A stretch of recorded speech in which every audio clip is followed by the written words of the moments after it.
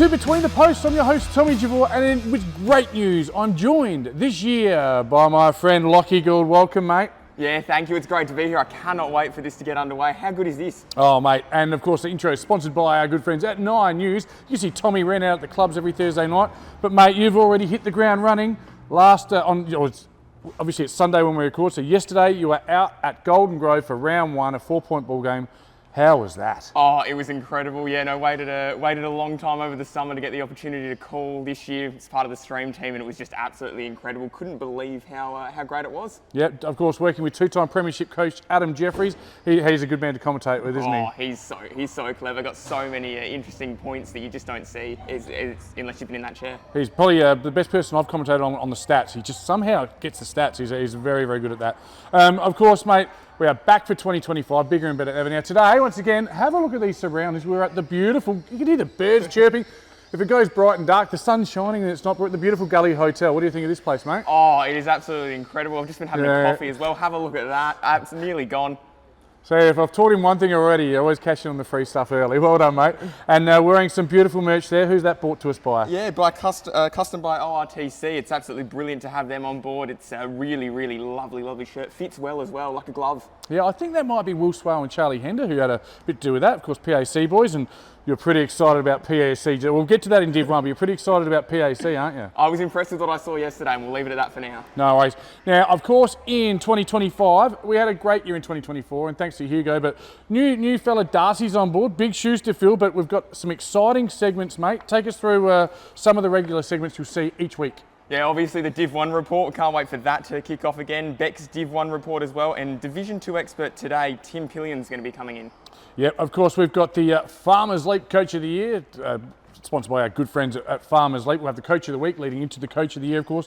What caught our eye? We'll have a team of 3 on that today, which will be great. And the Mark and Goal of the Year. And you want to stay tuned.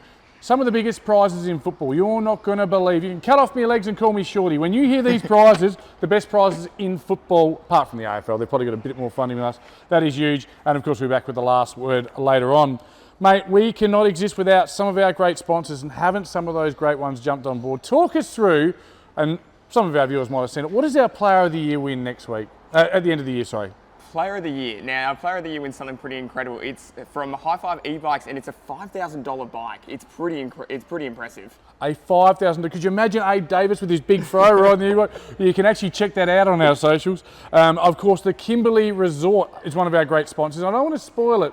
Well, I'm going to talk about them later on because they're providing some huge prizes. And of course, you might mention Custard to Fit, and we've got the Gully and a couple of other pub sponsors, and all our great sponsors. We don't exist without them. So we thank you for your support. They'll flash up throughout the year, and so keep an eye out and make sure you support them. Lachie, it's time to strap ourselves in and feel the G's, my friend. We're back with more Between the Posts.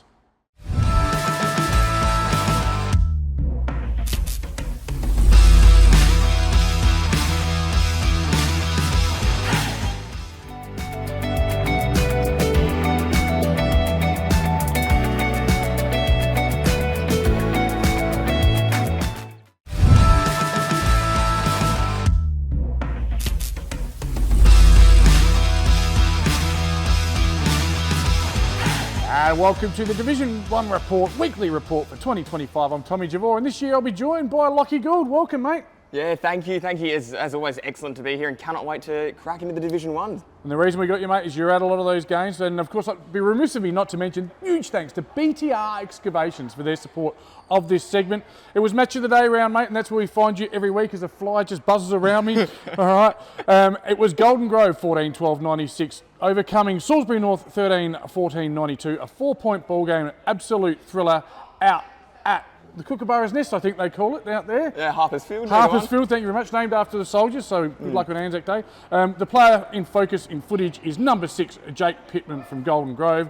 And just while we have a look at some of his highlights, the goal kickers, it was Verity with 3, Slater with 2, Pascoe with 2, and the Cav kicked a couple for Golden Grove. Whilst for Salisbury North, 9 goal scorers and doubles to Matty Sharp, Dickie Richards, Anthony Helbout and Deeks. Mate, you were at the game, you're the commentator. Take us through your thoughts and feedback on the game. Yeah, it was incredible. It was a great atmosphere. The Golden Grove Ultras really got out there, and they were absolutely incredible. They were singing and chanting and screaming and hollering, and it was brilliant. Gave us lots to bounce off as commentators. But it was a brilliant game of footy. Both teams had their moments. Salisbury North, obviously, were very, very good for a team that had just been promoted in their first official game in Division 1 for quite a while. But Golden Grove just got over in the end. Yeah, margins of Golden Grove was 17 points down at quarter time. A bit of a statistical anomaly that just speaks to how good this game was. At half-time, Golden Grove by 4, three-quarter time, Golden Grove by 4, and at full-time, Golden Grove by 4. But it certainly ebbed and flowed, and the actual football content, well, it was red hot, wasn't it? Yeah, it was. It was a really, really high-pressure game of footy, something that was really enjoyable to watch and fun to watch. And, yeah, can't wait for another game like that, which I'm sure we'll get next week. Yeah, I think the game could have gone, obviously I was on the sidelines watching it, part of my role. The game certainly could have gone either way. It was an unlucky loser, no matter who did it. It was Salisbury North on this occasion. Where do you see Golden Grove got on top? Oh, that's a really good question. I think, to be honest, around the midfield they got on top as well. And that forward line, they've got the three spearheads out there, and when they're doing their job, they're really hard to stop. Your defenders were, Salisbury North's defenders were a little bit under attack at times, and I think that's what got them the win. Yeah, of course, you speak of Verity, Pascoe, Wyatt Patterson not playing on the weekend, but Mitch Slater drops down there. And on a dry day like it was very hard to curtail. And then you've got Cavallaro and Glenn, one's played AFL, one's played for Nord, buzzing around, stirring the pot. It was actually really, really good football. But full credit to Salisbury North as well, who gave it a red hot crack. And for periods of the game were in front, but just fell short in the end. One of the poignant comments for me was the football manager of Golden Grove came up to me, shook my hand at the end of the game and just said, how good a game was that? Yeah. And it just was, and it's a shame that someone had to lose, but hats off to the Kookaburras. I tipped them to finish in the top 3, and I think that's where we'll find them. They look like a strong, consistent team. Yeah. Better players for Golden Grove from them. Bamwell, Verity, Slater. Boy, I love Slater's game. Thatcher down back did a wonderful job on Ant Hellabout and the Cav. For Salisbury North, Deeks, Hocking, Joey Brown, Dickie Richards and Bob Russo. Both coaches said Bob Russo was absolutely outstanding. But being a stream team game, Lockie, you had prizes coming out the yin-yang. Oh, yeah. Yes, let's start with a $100 Mosey voucher best team man. And who'd you give that to, mate? Yeah, of course. So we ended up giving that one away. Josh Glenn, yes, thank you. Yes, we gave it away to Josh Glenn. I have my notes the wrong way. Yeah, look, we thought he played a really, really good team game. Obviously had those moments of excitement, but the work he was doing off the ball was absolutely incredible as well, and he was full credit for that. Now this year, our best on ground gets the Filming Footy beanie. That's going to be handy in the winter months. The Archie's thongs and the Gully. Have a look at this place. $50 voucher. Gee, I wish I was good at footy. I could come here for free. And of course, the winner of that one was? Yeah, so we gave it to Jake Pittman. Jake Pittman was given the BOG. We did that for a reason. Again, we thought the way he played, the way he attacked the contest, he got in and under, he won the footy out when the ball was there to be won. So that's why we gave him the BOG and the votes as well. Yeah, of course, Jake Pittman, runner-up in the medal last year. Absolute quality player, and it's a good award to win because there are some really, really good players on the day. Speaking of the other good players, let's have a look at the votes for the e-bike $5,000 player of the year. $5,000 prize in Div 1 footy. Can you believe that? Vote, of course, was Geordie O'Brien, jobber, a 3-time medalist at Salisbury North, absolute superstar midfielder and captain. 2 votes to Lenny Pascoe from Golden Grove, very dangerous forward on the day, mate. Your thoughts on them two? Yeah, so O'Brien worked hard in a team that ended up losing the game. I thought when, again, very similar to Pittman, when the game was there to be won, he was able to get the ball out to his runners and yeah, did a really, really good job in there.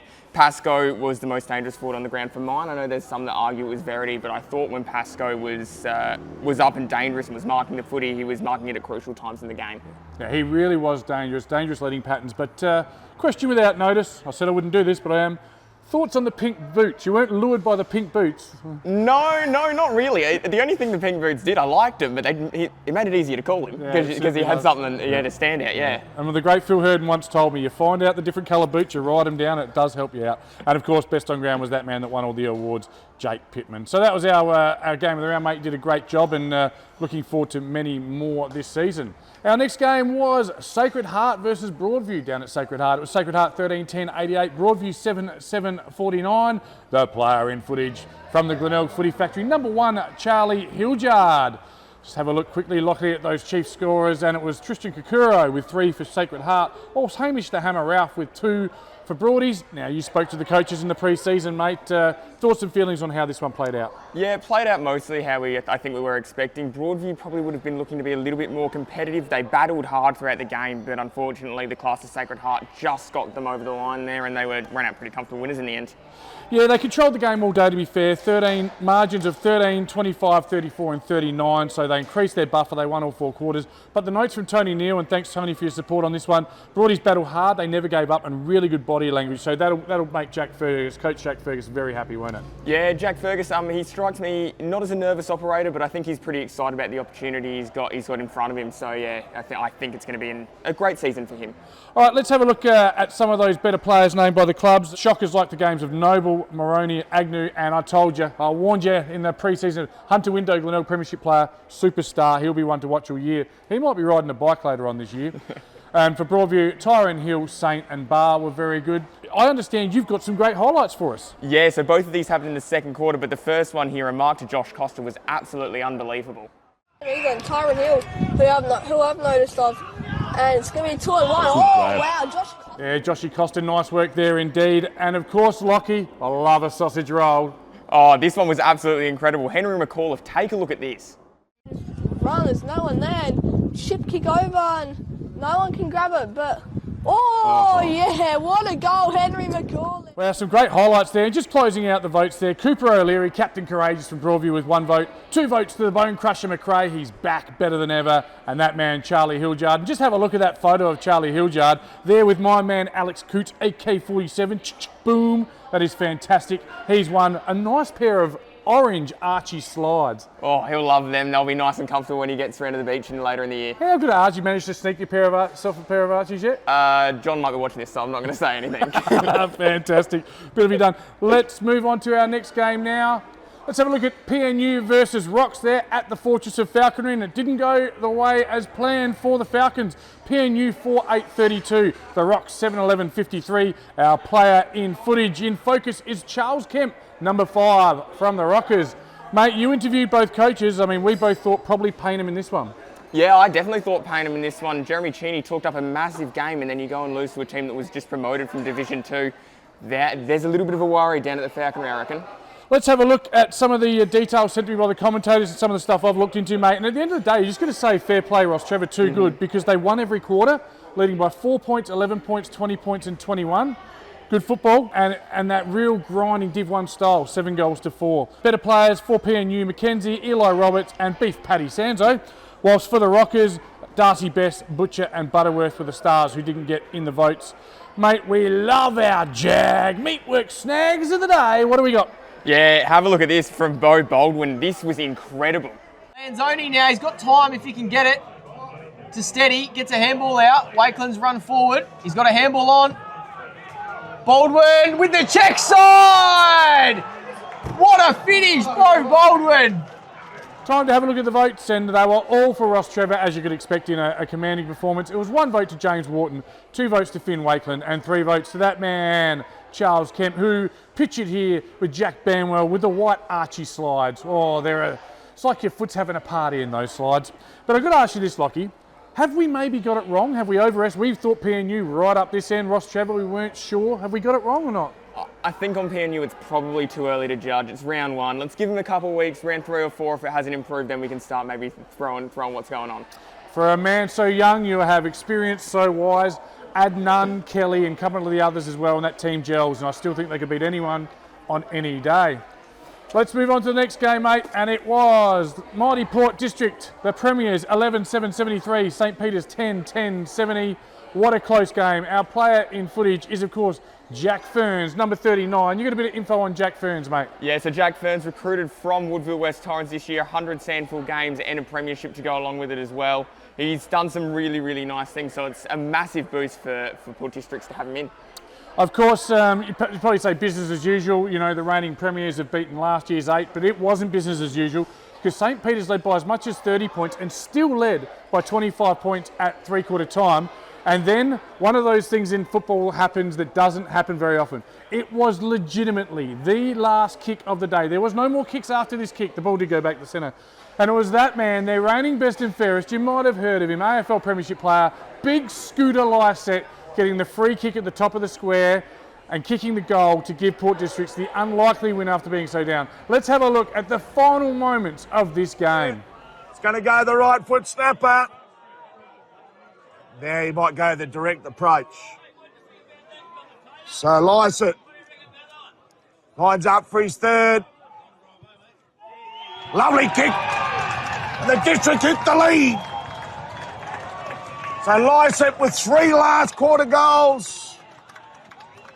Influential in sprint. Some more outstanding filming footy dartfish coverage there. I love to see that. I enjoyed watching that. And the call of Matt Gale, what a star.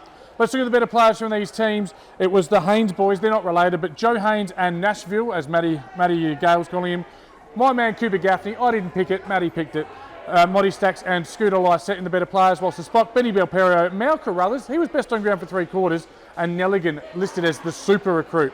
Mate, but it was a big day at Port District. What else happened down there? Yes, they unveiled last year's premiership flag. Obviously, they got over the top of Glenunga at Norwood Oval on the last Saturday in September, but, I mean, they very nearly coughed up the party.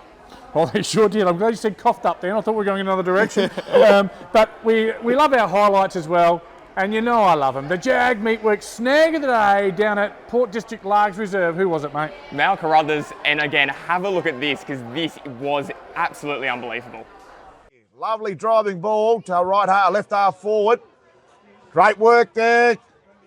Now Carruthers.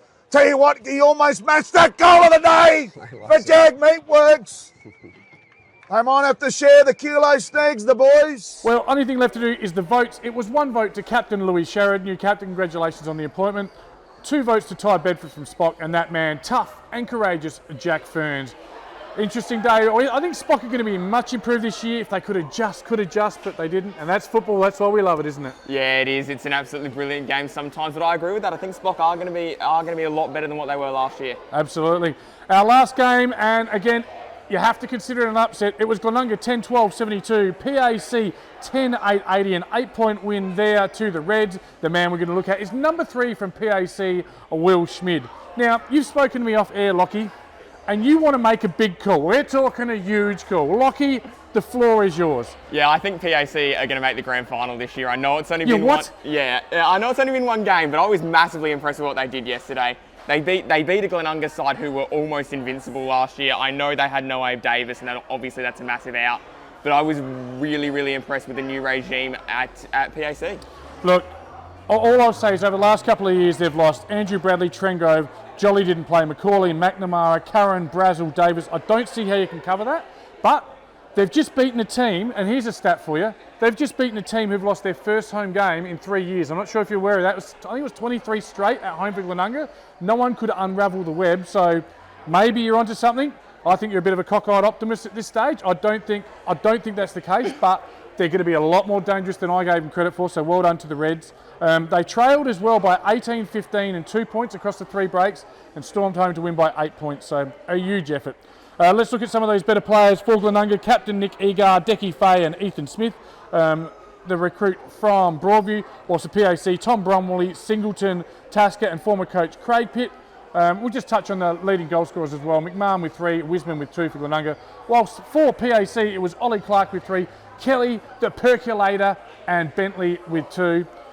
I'm just going to come back to this. PAC to make the grand final. Yep, I'm sticking by it. I think they're going to be there. I think they're going to be there in September. I think they're going to have a really, really good year. Oh, I love it, mate. I love the big call, and I think I've underestimated them. The only thing left for us to do, of course, is the votes. And for Glenunga, it was Geordie West with 1, Ned McHenry, the new coach, with 2, and Schmid, that man, best on ground with 3. And that was our 5 games for this week. We're going to roll straight into what we normally roll into. Now, it's foolhardy to put the ladder up. The 5 teams that won are in the top 5, the 5 teams that lost in the bottom 5. But what we will talk about, we're not going to put the player of the year votes up, we've just given them all to you. But the player of the year prize, we need to talk about a little bit. The e-bike, how good is that? $5,000 e-bike.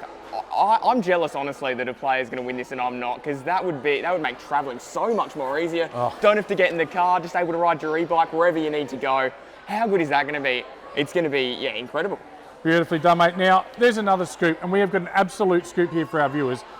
There's another e-bike to give away, isn't there? There is another e-bike to give away. There is another e-bike to give away. You look surprised, but there is. And who's it going to? It's going to one of the fans. Whoever shares the Adelaide Footy League across their socials the most will win the second $5,000 e-bike. We'll go in now. I'm not exactly sure of the semantics of how we'll decide it, but if you're sharing the show, liking the show, and you're part of our social media network, one of you out there, not related to us, will win a $5,000 e-bike. The best prize in footy for fans, I think. That is, in local footy for sure. Well done to the guys out there, and that is sensational. But mate, we need to look at next week's games. My favourite round of the year, apart from grand final round, is Anzac Day round, and it is huge. We've got 2 Anzac Day games that'll be streamed live. The first one is Broadies and PAC. Well, I know who you're going to tip. Broadies and PAC. Oh, let me have a think of it. I think I'm going to go with PAC there. Yeah, PAC, absolutely, and I'll take PAC as well. Broadies, of course, won by 8 goals in this clash last year. PAC for mine. And what is a huge clash with 2 teams who are winless at the moment. At Salisbury North at the Hawks Nest for the first time this year, Salisbury North host Paynham, my former club. Wow, it's going to be tough. Yeah, it's going to be a tough game. That one's going to be absolutely brilliant to watch. I'm gonna go with Salisbury North there. I think they win that one. Oh no, I'm going to tip Salisbury North as well. It's hard. It's such a hard one to tip, that one. Wouldn't be surprised if it went either way. Yeah, I'll take the Hawks and cop the backlash from wrong. On the Saturday of Anzac Day weekend, we've got 3 games. Our first game is St. Peter's versus Golden Grove, and this one might be closer than we thought it might be before the season started. Yeah, even like 48 hours ago, we're probably thinking it's going to be a pretty easy win for Golden Grove. But I tell you what, St. Peter's are coming, and they're coming hard. I'm going to go with Golden Grove just in this one. Yeah, St. Peter's need to win at the source and curtail that influence. I think you brought it up before. Verity, Slater, Pascoe, big forwards. Don't want them getting it on a dry day. I'll take Golden Grove. This one's going to be beauty, absolute beauty. Sacred Heart, currently sitting top if you like after one round, versus Port District. The Cardiac Kids come from behind. Who do you like in that one, mate? Port District, they'll be 2-0 after this one. Okay, I'm actually going to go for an upset, and you have to call it an upset when the Premiers lose. I'm taking Sacred Heart at home. I think they'll still be singing from their straight sets exit. I'm taking the college boys to get the chockies. And our last game of the round, this one will be an absolute beauty as well. Ross Trevor and Glenunga. Yeah, Glenunga to bounce back there. Ross Trevor, they were good on Saturday against Paynham Norwood Union. I think they'll be good again, but there's just so much class in that Glenunga team. I tipped this with absolutely no certainty. Of course, there's a 3-week break, so maybe we see the return of Abe Davis. No certainty at all. I'll take Glenunga in a close one. This has been your Div 1 report with Tommy Javor and Lockie Gould. Thanks for joining me, mate. We're back every week, won't you? Oh, I cannot wait. Already buzzing for next week. Fantastic. Thanks. Stay tuned for more Between the Posts.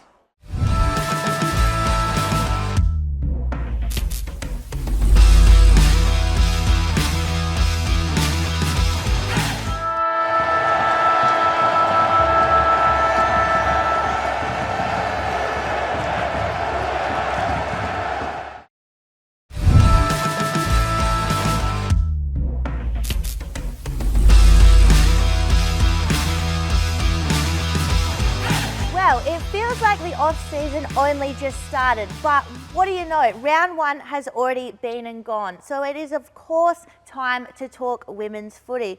I'm Bec Northcott here to run you through everything that happened in round 1 of the BTR Excavations Women's Division 1 Adelaide Footy League competition. And we are, of course, coming to you today from a new location at the Gully Hotel. And look at this, it's beautiful out here. This is the beer garden, and I honestly would love to kick back here and have a few beers after this. I might, but we'll check that out later. But it's great here. We're going to be filming here for a few weeks, so looking forward to that. But anyway, let's get into the footy. Are you ready? I'm not quite sure if I am, but we'll get through this together. It's round 1. Let's head to Broadview first. Now, Broadview took on Golden Grove. Now, Broadview, I think they've definitely got some fire in them after that 5-point loss in the grand final last year. Sorry, Broadview, for mentioning that again. But my goodness, did they go off in round 1. 76-point winners over Golden Grove.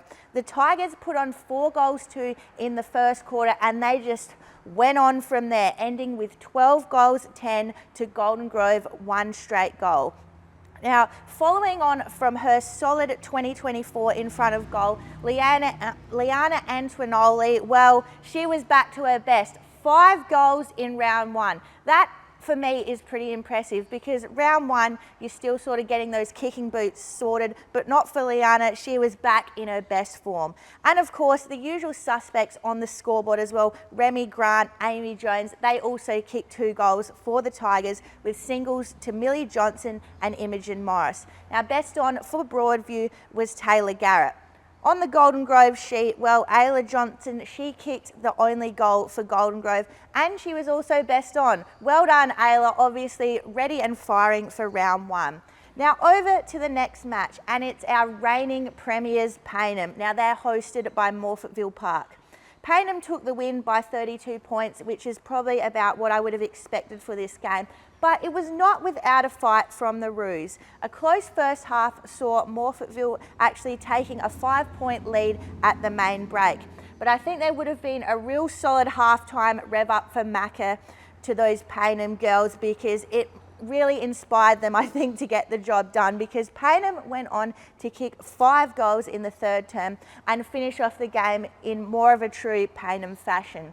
Now, what do we take out of this match? Well, Payneham, they are not going anywhere. They're the reigning premiers. They fought really hard to get there after some disappointment in previous seasons, and I think they're absolutely here to stay. For Morphettville Park, well, I think it'll take the next few matches to kind of just suss out where they're at, but I think they've got some of their, solid players, good operators back into that side. And, they've made a pretty good effort against the reigning premiers. So definitely think there's more to come from Morphettville Park.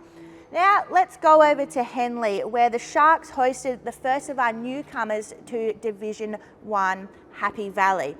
Now, real tight contest down at Shark Park, real sort of, heart-racing stuff. Only 3 points separated the teams. Happy Valley 4-7-31 defeated Henley 4-4-28. Now, inaccuracy here you think probably could have cost Happy Valley with that 4-goal 7, but they held on to the win in what was a tight contest all day.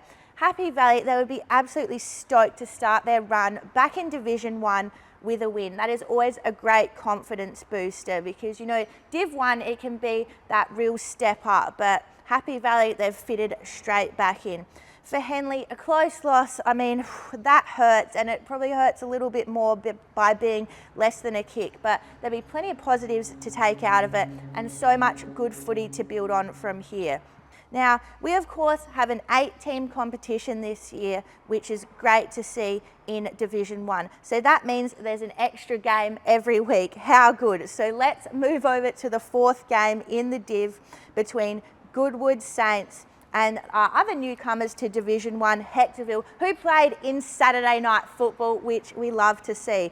And, well, it's welcome back Goodwood, who have gone off with a bang, 66-point win in round 1. Now, after a strong start to 2024, injuries unfortunately hit Goodwood at the wrong time, and they probably didn't end the season how they would have liked. Well, they are so back. Emma White led from the front, kicking 3 goals, with 2 to Jackie Borges and singles to Jess Chire, Natasha Dynan, and Grace Kemish, Kate Rashid and Taylor Wilkinson. We've got to take a breath after that. So many goal scorers. They're coming from everywhere at the Saints. Now, the Saints have welcomed back with open arms junior Jess Chire, who spent a few years on West Adelaide's list, and she's made an immediate impact, awarded best on ground. So the Saints will be loving having her back in their colours. For Hectorville, Amanda Ferrari was the goal scorer, with Tess McCormack being best on. For Hectorville, probably a little bit of an initiation into Division 1 football, and they now know what it's all about. And there is, of course, plenty to learn and build on in those first few rounds as you sort of suss what's going on against new opponents, new territory in Division 1. For Goodwood, could this be their year? It is, of course, too early to tell, but we will keep watching and waiting. So, well, that's really Division 1, one and done. Just to round out, our winners were Broadview, Payneham, Happy Valley and Goodwood. Now, after the break, we're going to see a few more combinations of games, and we'll have a bit more of an idea of what's going on in Division 1. I am absolutely looking forward to this one. Payneham hosting Goodwood. So 2 teams in ripping form. I think this is going to say a lot about where these teams are at for the season. Golden Grove will be hosting the Henley Sharks. Henley will host Broadview, and Happy Valley will host Morphettville Park. Now, I love to bring you news from across the competition, because we are, of course, a 6-division competition in the Women's League. And I could not go past what I saw in Division 6, where Susan Mount Stephen had a day out for West Croydon, kicking a huge 8 goals. I repeat, 8 goals. Go off, girl, honestly. Just absolutely get it. She led her team, of course, to a big win, 120 points. So well done to West Croydon. And I have to mention one other thing from one of our brand new teams to the competition. We love to see new clubs forming, bringing themselves in to the Adelaide Footy League. St Peter's Old Collegians / Wilderness have brought in a team to work with Spock, and well, they got their first win, their first game by 39 points in Division 5. So that is so exciting.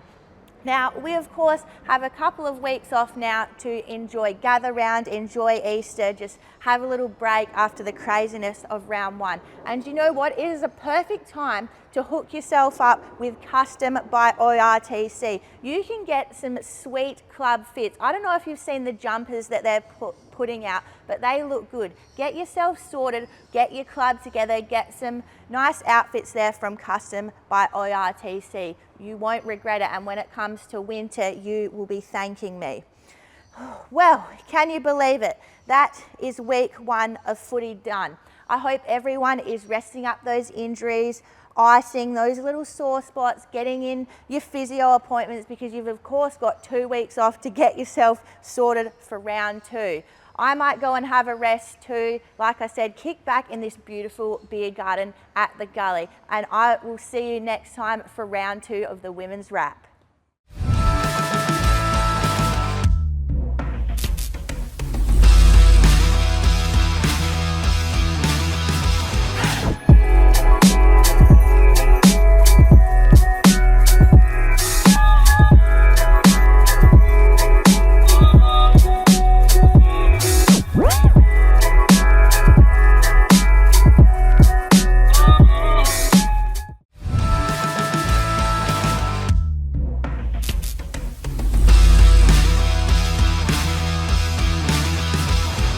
And welcome to our first Farmers League Coach of the Week for the year. And we're starting in Division 1 for week 1, and it's hard to go past a brand new coach. Congratulations to this week's winner, Ned McHenry from Prince Alfred. That's right, he's done what no other coach has been able to do in over 20 home and away games at home at Cloonunga, and he's had a win for the Mighty Reds. A come from behind win. Again, no one has been able to unravel the web that is Webb Oval. Well done to Ned and his team on a tremendous round 1 effort. Keep an eye out for him for next year. I'm sure he's going to have a huge impact on Division 1. Ned McHenry, you're our Farmers League Coach of the Week.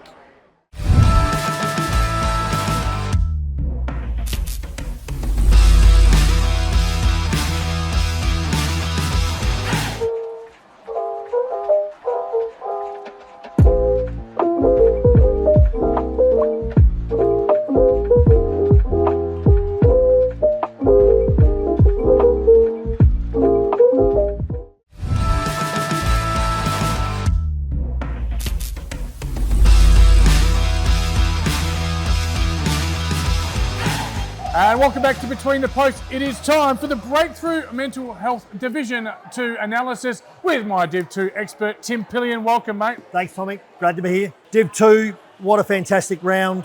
We actually picked the 5 winners last week, so no great surprises, even though the Henley Flinders Park game could have gone either way. Doesn't happen that often, to be fair, so we'll take that. I'll talk to you that. I'll get through the scores, goal kickers and best players. So we're starting off with Athelstone. Had a major win against Brighton, 2014 to 2-7. They kicked 10 goals to 1 at half-time, 10 goals to 1 in the second half, so they had complete control of the game. Tarka and Barton kicked 4 goals each for Athelstone, and best on ground was Cormac O'Reilly. 9 individual goal kickers for Athelstone, so they've got their game going pretty well. Good spread, isn't it? Absolutely fantastic. Tea-Tree Gully the same. Tea-Tree Gully 17-13, defeated Old Iggy 6-11. Brodie Latham 4 goals, got best player. He is a fantastic footballer. Yep. Div 1 team of the year last year, and the return of Pistol Pete Personos. That's a 2-pronged small forward line that becomes very dangerous. They are good, and also 9 goal kickers as well. So they're organised, they know what they're doing. The Goody Saints and Lockley's game is really interesting. Lockley's led for 3 quarters. They came out and jumped Goody Saints. Half time, they're up comfortably, and at 3/4 time, they're up by just a goal. Yep. But then Goody Saints overran them with a 6-1 last quarter, and got over and got the chocolates with 15-18, 34 scoring shots to 18, where Lockley's 12-6. Ridgewell and Harris kicked 4 goals, and best player was Jade Cleland for Goody Saints and Benny Harron for Lockleys. Next one interests me, mate, because I think we might have underestimated one of these teams in this division, but I'll let you go and then I'll speak to it. I agree. So we're worried. We didn't know where Modbury Uni were going to sit, right? So Modbury have come away with a great win, 12-7, defeating Adelaide Uni 7-6. They led at every change. Malachi Armit kicked the 3 goals. Jaden Mead best on ground. Only 5 different goal kickers for Modbury, so reliance there. The loss of Liam Verity, we were worried about that was going to be like. Adelaide Uni, first game with a new coach, a lot of new players.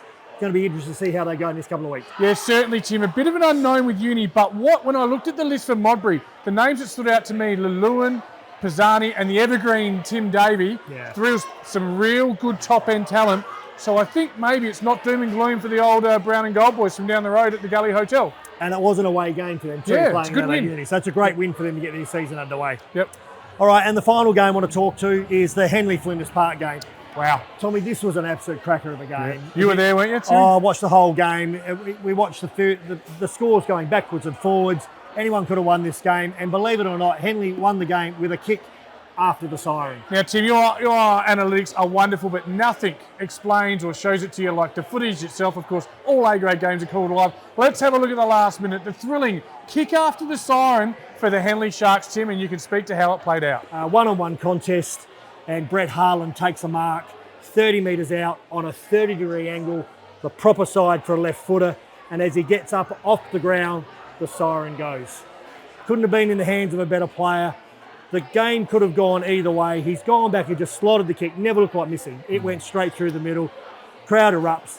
But it was one of the best games of footy I've seen. And I'm up and about because Henley won, but I would have been speaking how good this game of footy was if Flinders Park won as well. Harlan the hero, essentially. It's an amazing finish. It's every boy's dream to have that moment where you get to go back and finish it. But I was on the other side of one of those on the weekend. I can tell you, a good game of footy. I think at our age, we can just appreciate how good a game of footy is. And big shout out to Flinders Park. You know, they look like they could be something pretty special in this division based on what you've told me about that game anyway. The last thing I want to mention is 3 of the 5 best players in both sides were defenders. Yep.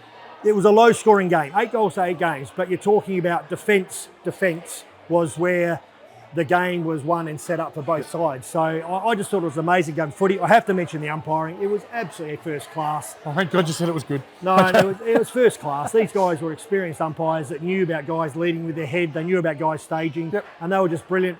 And after the game, when the players got together because they know each other, they're locals, they went to school together, like that, the vibe and the talk and the camaraderie was absolutely first class. And I look forward to both teams playing in the next couple of weeks. Big years ahead. Now, Div 2, mate, I've done some research myself.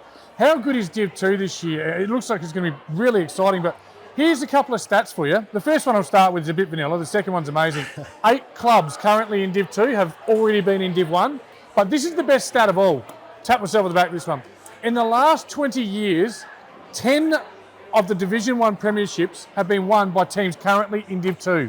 So half of the premierships in the last 20 years in Division 1 are in clubs. It speaks to the quality that is in Div 2 and how close and even now 1 and 2 is becoming. Can I help you? Is it Goody Saints? Yep, Goody Saints. Tea Tree Gully. Tea Gully. Henley.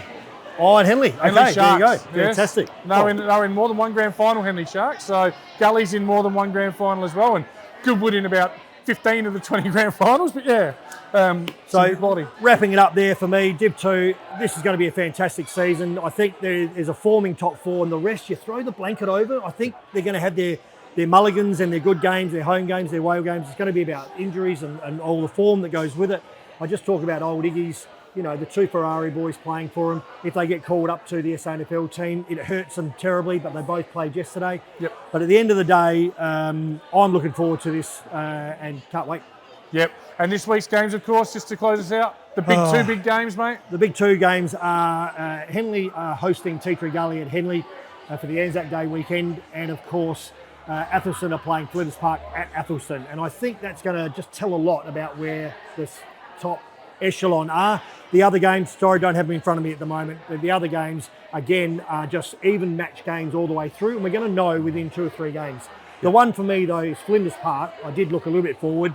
Flinders actually play Tea Tree Gully, Athelston and Henley in their first 4 games. Okay, yeah. So you're going to know where they are very quickly. Yep. So we haven't mentioned them much either. There's one other team there I still think can really impact. I had them in my 5. That is Goodwood. I'm interested to see how Goodwood, 33 scoring shots. They could be very dangerous this year once again, as they have been when you're right good with off, they tend to really bite you on the buttocks. So we'll see how that happens. Tim, outstanding in Division 2 wrap. Thank you so much for joining us. Thanks, You'll be back in about 6 weeks, won't you? Yeah, looking forward to it. I have a really good read on the play then. Fantastic. Stay tuned. We'll be back with more Between the Posts.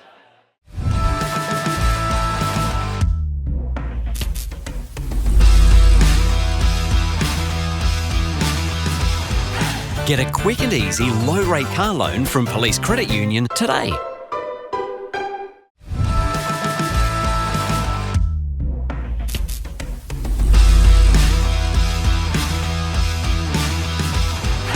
Welcome to the first segment for 2025 of What Caught Our Eye. Of course, that's sponsored this year by O'Neill Sportswear, so thanks for your great support. And the first thing that caught my eye is Matty Gale as we record today at the beautiful Teacher Gallery Hotel. Apologies, it is loud in here, so hopefully the volume's coming out all right, but it is chockers, full of people. Matty Gale, happy birthday, my good friend. It is your birthday today and we love you. Boys, you know the deal. Hopefully our viewers know the deal. 7 divisions in the Adelaide Footy League. So much excitement. Let's start in Division 7. Timmy Pillion, what caught your eye? What caught my eye were, in Division 7, 2 teams won by over 100 points. 1 team won by 200 points, that being Elizabeth, who only last year lost by a 500-point margin. So that turnaround is amazing. And the other team won by 87. They're the winning margins in Div 7 this week. Yeah, there was another one as well. Hackham 26-19, 175. Flinders Uni 7-244. So they were really, really good. Glenn Draper kicked 10 goals. Oh, Drapes. Yeah, look, for me, it really did catch your eye. Smallest winning margin, 86 points was the units over Mitchell Park. Brahma by 107 over Mawson. Hackham 129 over Flinders Uni. They were 3rd and 4th last year. And Elizabeth 212 over Smithies. Hopefully Smithies can improve a bit. They've got 3 weeks to get it together. Division 6, I'll kick us off. A 36-goal game at Lonsdale. OSB 18-8-116. St Paul's 18-9-117. How good is that? Aliciani best on ground with Ned Buckerfield kicking 6. What a Div 6 game of footy. Yeah, it really was. That, just to note as well, Lonsdale are up from Div 7 last year as well, so they look to be pretty competitive against St Paul's, who have been there for a while. 4 out of the 5 teams that won in Div 6 were away teams. You know my theory on that? I'm going to stick with it. Wow, that is interesting, of course, St Paul's being one of those 4. In Division 5, kick us off, please, Lockie. Yeah, so Salisbury 17-13, 115. Portland 5-5-35. Salisbury were promoted from Division 6 last year, so that's something to note as well. It looks like they're going to be competitive in Division 5. And there was a bit of talk in the off-season. They've lost some players, and how will they respond? Well, I think they might be very dangerous in this division. Timmy Pillion, Div 5, please. Well, going with the home team, 4 out of the 5 teams that won in Div 5 were home teams, and I think that is an advantage compared to Div 6. Yes, and one of those home teams is who Jack Bamwell and I tipped to win the flag this year, or be in the grand final at the very least. Marion 17-10-112, Paraka 9-8-62. Seb Fairley best on ground, and Jono Mitchell 4 goals for the Rams. Nice effort there. Round Division 4, please, Mr. Pillion. Div 4 for me, the thing that caught our eye, Div 4 was Harry Phelan kicking the 10 goals for Plimpton. Standout game, I believe, and a very good win by the Bulldogs. Yeah, he did a really, really good job there, Harry. 21-15, 141. They ran over the top of Jeps Cross 7-7-49. Yeah, I expect Jeps Cross to improve on that result, but I think Plimpton will be right near the top of the table. But mine is the following on last week we previewed it, or in the pre-season show I should say. Game of the round. Div 5 Premiers Mitcham taking on 2024 4th place Morphy Park. And it was Morphy Park who, well, I think it's an upset. Mitcham 12-10, Morphy Park 13-10. Harry Cock 4 goals and best on ground. But there's one other thing that caught the eye of our producer, and that is this absolute screamer from Nick Leck. You're going to see this on the socials to the dulcet tones of Laurie Colliver. Let's roll that footage, please, Darcy. Going down, not really an advantage for Westminster. So getting back behind the line, just the umpires letting everyone know that they've got control of the game, I think. Inside 50. Oh, good flight at the back. An excellent mark taken. He's paid it. It certainly has. Good grab there. Boy, oh boy, as they say, wow, what a screamer. Okay, and in Div 3, please, Lockie. Yeah, so another massive score, this time Kilburn 29-12, 187. Hope Valley 5-5-35. Solly had 6, Willies had 5, and Howson had 5 as well. Yeah, those old boys are still churning out some good football. Every team in Div 3 that played away were winners on the weekend. You don't see that very often, do you? Huge start to the game. You don't. It means you win your home games. When you win your first one away, it sets you up for a good season. And the team I tipped to make the grand final did exactly what Tim just said. Only Mercedes Jets went to Seaton, which is a very hard place to visit. Seaton 7-4-46, UMJ 13-9-87 for the Jets. 10 different goal kickers, Luke Heaslip, the star. And in Div 2, I think there's a bit of we had a delay. I think we've all got something very similar. I'll just say the powerful statement made by the Athelston Raggies, they were sublime. Lockie? Yeah, so final score in that one was 2014, 134, Brighton 2-7-19, Tarka at 4, Barton at 4. And I think this is a danger sign for Brighton, considering they were in Division 1 last year and they've just been rolled by a team that was in Division 2. Look, what caught our eye for me is looking forward to this. In round 2, the two, what we think will be the top 4 sides, actually play each other.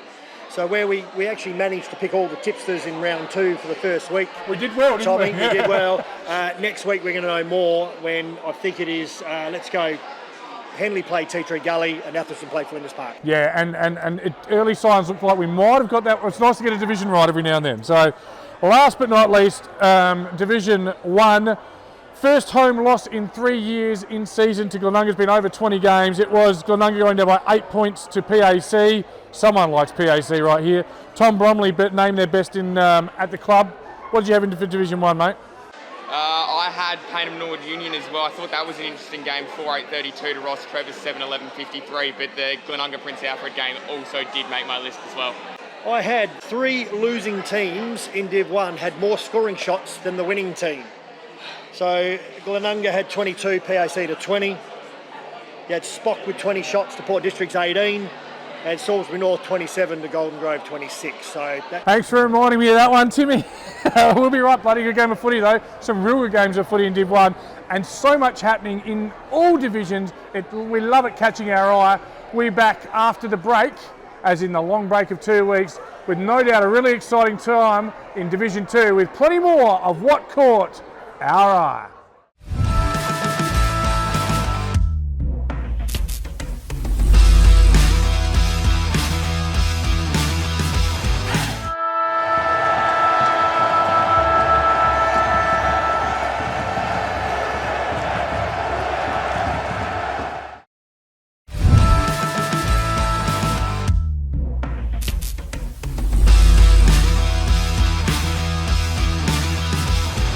Welcome back to Between the Posts. TJ here with, well, probably everyone's favourite segment, let's be honest, the goals and marks of the week.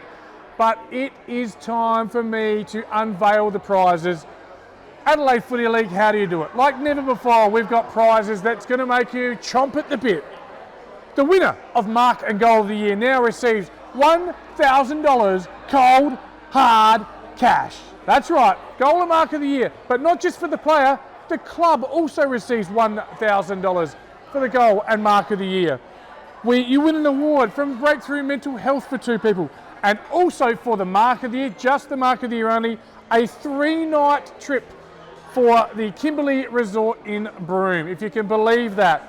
Amazing prizes for Marks and Goal of the Year. And we're going to start proceedings here with a wonderful mark. Have a look at this beauty from Westminster. It's Nick Leck.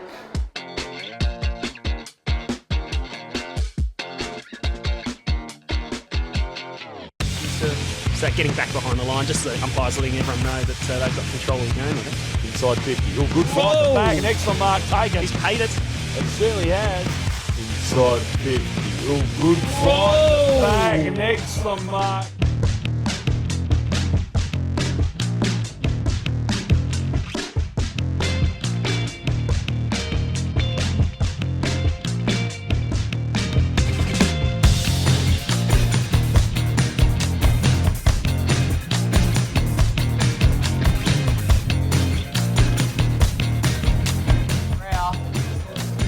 Butcher can escape him, go long, with the fly!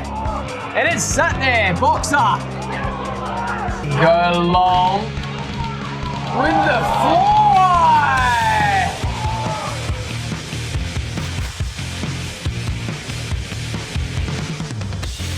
There's no one there.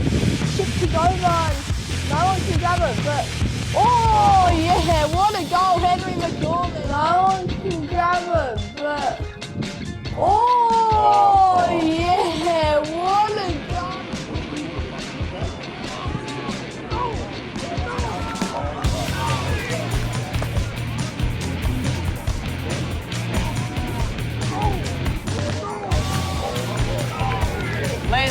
now. He's got time if he can get it. Steady, gets a handball out. Lachlan's run forward. He's got a handball on. Baldwin with the check side! What a finish by Baldwin! He's got a handball on. Baldwin with the check side!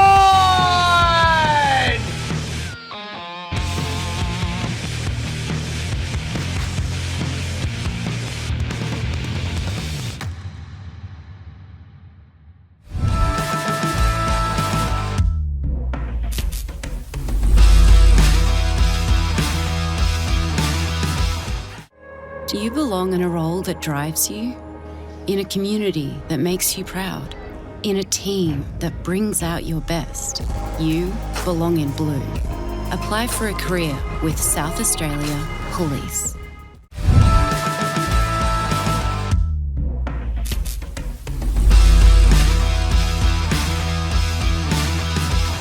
And welcome back to Between the Posts. It's time for the final word, sponsored by SAPOL. Careers in the police force, check them out. Mate, my first question for you, as my co-host, have you had fun today, mate? Oh, well, I said it at the end of the Division 1 wrap. I'm absolutely buzzing for next episode. I cannot wait. This has been absolutely amazing. Thank you, Tommy. Mate, it's been a pleasure to have you. And thanks to all our great sponsors. We don't exist without you. And the support that we've got now in not just Division 1 with prizes, but across all divisions and goal and mark of the week, it's absolutely fabulous. We thank you for your support. How good was What Caught Our Eye today? Oh my God, the three men. We're gonna have to do us two and a special guest each week, I think. Yeah, I think so. I think that was good. Lovely, and it's so exciting when to check all those divisions to see what happens as well. But also, yesterday, sitting on the sidelines, you know what I loved was the filming footy. I think you did a preview for the week's games. I was able to log on and I was able to just check scores across the 5 Division 1 games and use the app for the other divisions. So well done on that, and the filming footy calling you did. Do you know what game you're at next week? Yes, so we're at Salisbury North next week. Can't wait for that one. That's going to be pretty incredible. On Anzac Day, no less. And I can tell you, obviously, being at Salisbury North, that we will be having the Ode, a bugler, the anthems, full ceremony. We've got people coming down RSL getting a bit of free stuff because they deserve it. We thank you for your service. Of course, we have a 3-week break now, so I'm not sure what everyone's going to do in their 3-week break. Maybe a bit of gather round, but for the first time ever, I don't get to close the show. What do you got for us? Send us home, please, Lockie Gould. Will do. We will be back next episode with more Between the Posts.